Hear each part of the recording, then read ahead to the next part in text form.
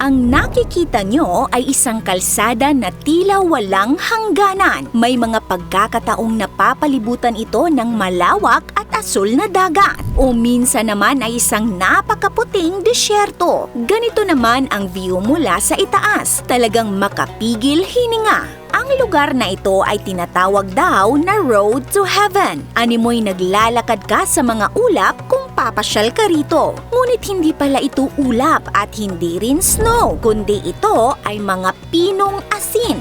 Matatagpuan sa Kutch District ng Gujarat, India ang Road to Heaven, isang 30-kilometer na kalsada na kilala hindi lamang sa magandang view kundi sa kakaiba nitong geography. Pinag-uugnay ng kalsadang ito ang Kavda sa Kutch at ang Dhulavera, isang UNESCO Heritage Site. Ang Dhulavera ay isang historical site kung saan matatagpuan ang mga bakas ng Indus Civilization mula pa noong 4,500 years ago. Itinuturing na isa sa pinakamagandang kalsada sa India ang Road to Heaven. Tila nagtatagpo raw dito ang langit at lupa dahil sa kamanghamanghang view na animoy walang hangganan. Binabagtas nito ang Rann of Kutch, isang seasonal salt marsh. Tuwing panahon ng monsoon ay napupuno ito ng tubig at nagiging isang lawa. Ngunit pagdating ng summer ay natutuyo naman at nagiging isang puting disyerto ng asin. Ito ang pinakamalawak na white desert sa India at isa rin sa pinakamalawak na salt desert sa mundo na may area na 26,000 square kilometers. Dito rin ang pinakamalaking salt production sa India. Ngunit kung titingnan mo ang mga lumang mapa, hindi mo matatagpuan ang disyertong ito dahil dati itong bahagi ng Arabian Sea. Pero noong 1819, umangat ang malaking bahagi ng Kutch dahil sa isang magnitude 8 na lindol na nagpabago sa landscape. Ngayon ay isa na itong kilalang pasyalan kung saan napakagandang manood ng sunrise at sunset. Inirerekomenda ng mga lokal na eksperto ang pagbisita tuwing mga buwan ng winter mula November to February